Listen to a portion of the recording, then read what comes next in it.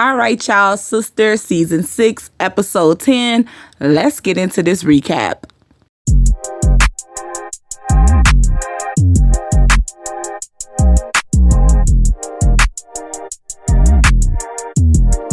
All right, we gonna pick up right where we left off, and that is with Maurice walking into Logan's office to tell Logan that he is the one who helped Q with the bank robbery.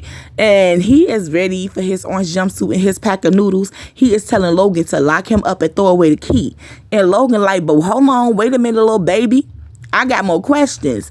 Who are the other co-conspirators? So Maurice don't know. He is stuck, befuddled. He said he only know Q. So Logan like, how you don't know though? And he was like, look, Q got his people to do it, and that was that. So Logan like, but you set it all up. You did the planning, so tell me how this went.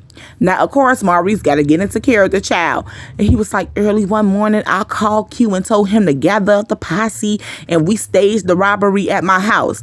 So Logan like, so the surveillance footage is a lie because we saw you being forced into your car. That was some really good acting. And Maurice was like, yeah, I took theater classes. So Logan like, okay, well, tell me the names of all the other people. And Maurice is like, I don't know. So Logan pulls out his handy dandy book, and he like, okay, well, take a look at these pictures and tell me who the people was. And Maurice pulled the Keke Palmer. Sorry to this man, he don't know one person on the sheet. Now Logan is like, but you did all the planning with these people. You told them what to do. And Maurice was like, no, I told Q what to do, and he told them what to do because it's a chain of command. So he was like, and Sabrina didn't have nothing to do with it, and I'm willing to testify to that. So Logan like, okay. So Maurice like, well, what happens now? And he was like, well, you out on bail, so I'm gonna have to talk to the DA and see what she want me to do with you. Baby, Logan, if you believe this man, you got to be Stevie Wonder. Pam is sitting at home doing something that she don't usually do, mind her business. And John Aaron calls her and asks her, do she have Karen's client list, because he want to get some volunteers together to help clean up the salon so it can save her money since she don't have insurance. And Pam is like, save money for what? Zach is going to get her the money. And John Aaron was like, well, I don't think so. So, Pam want to know the tea. So she like, well, why he ain't give her the money? And of course, John Aaron going to pour it for her. Well, I was over there yesterday and him and her got into it. So I don't think he going to give it to her. Now, of course, Pam want the whole teapot child. And he talking about I'm not getting into that with you right now. Boy, you might as well. You already told the business. And he was like, can you just have the people there by 7 o'clock in the morning? And she was like, okay, cool. But after this, you need to lose my number. And this ain't going to make Karen want to be with you. Truth. I mean, somebody got to tell him the truth. He already know the truth, and he's still going. He deserve whatever he get. Y'all, Danny and Preston is in the bed doing what grown people do. And before I can get into the scene, Danny done ruined it for me because she done looked at him and told him that he was slipping. Said, you usually keep up with me better than that. And Preston hit her with the baby, it's all in the eyes. When I see you, please, that will do it for me. I said, ooh, talk your stuff. And she was like, well, I'm glad you here. I'm glad we was able to talk. And he was like, yeah, after your hot girl summer. And I was like, okay, Preston. Now I see what Danny talking about, because why would you say that? And she was like, okay, way to ruin the moment, but it wasn't hot girl summer. It was like lukewarm, but I learned my lesson. And he was like, what did you learn? And she said that she learned a lot. Now they ended up talking, having a little chitty chit chat, and it came around to him smoking weed. And he's never smoked weed, but Danny has convinced him, peer pressured him into smoking her vape. And he does. And the moment his lips hit that pen, Preston was not Preston anymore. Our good sister Sabrina is at home chilling on her couch watching TV, enjoying her own company. But Calvin wanted her to have him over as company. So he was like, can I come over? And she was like, how quick can you get here? And she didn't have to wait long because Calvin was already there. Okay. So he walks in and he like, is your African dude here? Boy, why would she tell you to come in if Bio was there? Worry about yourself. That was just dumb. So she was like, I'm just glad you here. So he ended up telling her about the stuff that he said to Maurice. And they both was like, I don't want him to feel bad and hurt himself. And he asked Sabrina, like, are you mad? And she was like, yeah, I'm mad. I'm angry. I'm hurt. I could lose everything and I didn't do nothing. And Calvin like, look, it's going to be okay. Everything going to be all right. And she was like, thank you for always being here for me. You always here for me. And he was like, baby, I ain't going nowhere. And she was like, well, what you want to do? do? And he was like, whatever you want to do. So he was like, I mean, we could just sit up and talk until you fall asleep, or we can just talk until, the sun come up like we used to. And baby Calvin leaned in for that kiss, and then they start holding each other, and they was just cuddling on the couch. And I was like, oh, he gonna get them panties again, child. He gonna get them. Preston has left the building. He is high as a kite. He is tweaking. He said his heart is racing. His tongue is swollen. He gotta hold his tongue or he gonna swallow it. He needs to go to the hospital because he bleeding. Is milk coming out his chest? And Danny is like, my nigga, relax, you high. And he said he is not high, he is low. He needs to go on the balcony and get some air. And Danny said, ain't no way she let him go on that balcony. And he said he not breathing. Danny, please, don't let me die. Don't let me die. And Danny put on some country music, lay his head on her shoulder, and just let him cry it out, child, because Preston is high as hell. Baby, it was fun to watch. I was kind of rooting for Logan, but baby, I just can't root no more.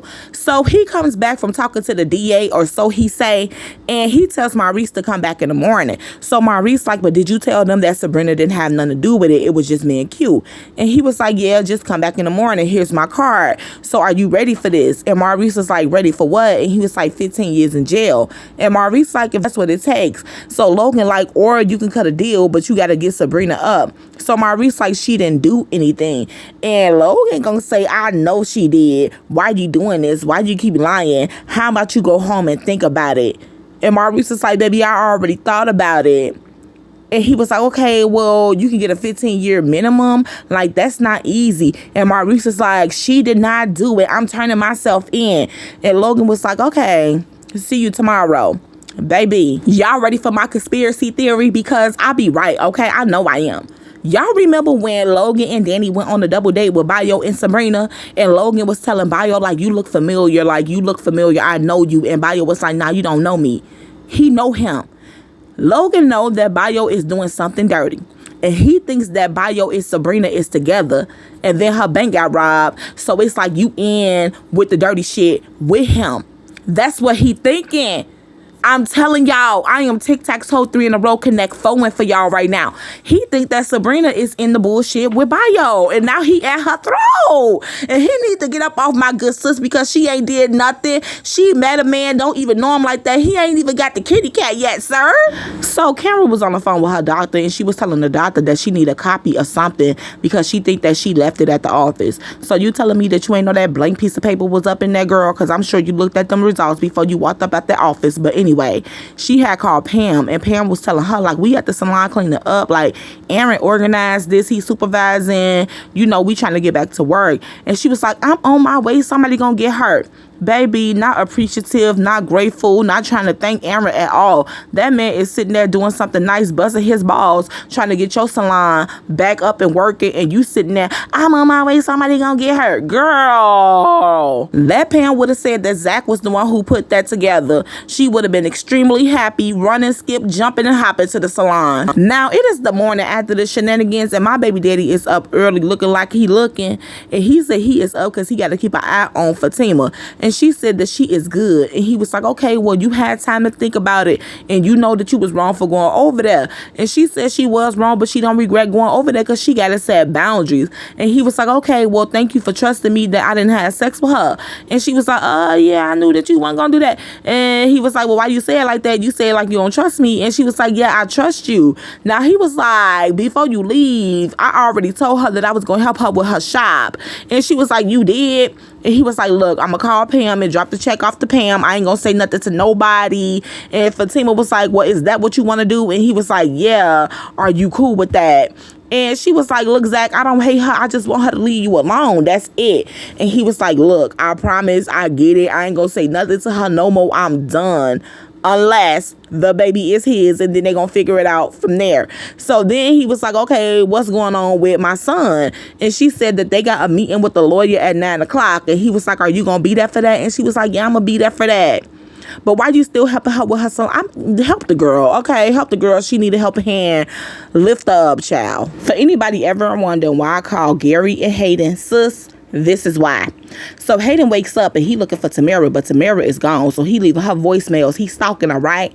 So Sister Gary pops up. He ready for their morning run. So Sister Hayden was telling him, like, you know, Tamara left me. I told her about the annulment. She didn't seem like she was mad, but she was crying last night. And I woke up this morning and she was gone. First of all, Sister Hayden, you're lying because the girl told you that she wasn't going to be there when you woke up. Okay. So Sister Gary was like, okay, well, let's go. Like, you can't like this girl that much. So Sister Hayden and his feelings, he like, what you mean? Like, what you trying to say to me right now?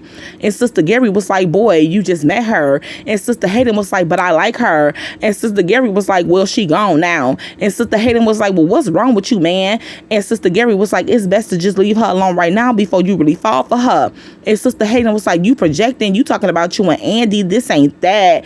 And he was like, you know, Andy was saying some mean stuff to me. We ain't never been in this type of place before. And Hayden was like, that's because she be talking to all them women at work and they be talking about their husbands and they be doing stuff like you do and it be making her mad. And Sister Gary was like, well, that explains a lot. So Sister Hayden was like, why you still on that? You know that she don't want you, right? And Sister Gary was like, that would be the woman that just left you. Oh? And then he was like, so we going on this run and all. And Sister Hayden was like, nah, I'm just going to chill. So Sister Gary was like, you going to try to find her? Okay, let's go for this run. And then we going to go to where she live. You do know where she live, right? And Sister Hayden said he don't know where she live, but he know the city. And he was like, well, at least I know where Andy live. And Sister Hayden was like, yeah, because you spent millions of dollars to keep her there. Baby, talk about a cat fight. The shade, the scratching, the clawing. And that is why Sister Gary and Sister Hayden are sisters. Let's head over to this law office because I wanted to slap Andy. So she walks in with a whole attitude on 99 plus 5. And she tells Fatima, we need to talk, have a seat. I'm guessing since you here early before everybody else, you knew that already. So Fatima like, I was just trying to see if I still had a job. So Andy gonna tell her, unfortunately, I can't fire you for your antics yesterday. So Fatima was like, look, I'm sorry, I was just mad. So she like, what's wrong with you, Fatima? And she like, look, girl, I get a little crazy when I'm mad. So Andy was like, so you left here saying that you was finna break up with Zach. And Fatima was like, girl, and I got home and he told me everything and I believe him. He loved her, but he don't love her like that. So she was like, what about Cameron saying that they had sex in the bathroom? And Fatima like, girl, you know I went up there and paid the manager to see the footage and baby, Cameron was lying. Point blank, simple, and period. And Andy gonna tell her that she should think before she act. Girl, whatever. So Fatima was like, how was your night? And she was like, my night was bad. Gary pissed me off and I went to bed, but I don't want to talk about it. So she gives Fatima her phone and shows her that she is on this dating app. It is a high-end dating app and it's very exclusive and not many people know about it. And Fatima like, girl, I used to date this man. I know this man. I know this man. I know this man. And now Andy like, wow, I'm going to end up just like these clients say. All men are the same. But in the end, her and Fatima made up they good because y'all know Cameron don't stop no show. Period. It is the morning after and Calvin and Sabrina is waking up off the couch. They talked all night. The fell asleep. And now he got to go to work. And baby, I don't care what y'all say. Calvin deserved the panties, okay? Her and Calvin can go to the store and get matching panties because that man has worked for his position and she better let him hit. We do not care about bio. Calvin deserved the punani. Sabrina had called Danny so they can go and check on Cameron before they go to work. And before Danny can get off the phone, Preston came out of the bathroom. It is the next day and he is still high. And he is dressed in Danny's whole entire work uniform. The shirt, the skirt, and some cowboy boots. I'm happy for him. He deserved to be that high. But anyway, y'all, that was that on that. I will be back next week to do a recap to the mid-season finale, so come back for that. In the meantime, between time, watch the videos from my other shows. Like, comment, subscribe. Let's have a conversation down in the comment section below. Don't forget to follow me on all my social medias. I will link them in the description box. And yeah, it's your girl, Cynthia Renee, and I am out of here, y'all. Peace.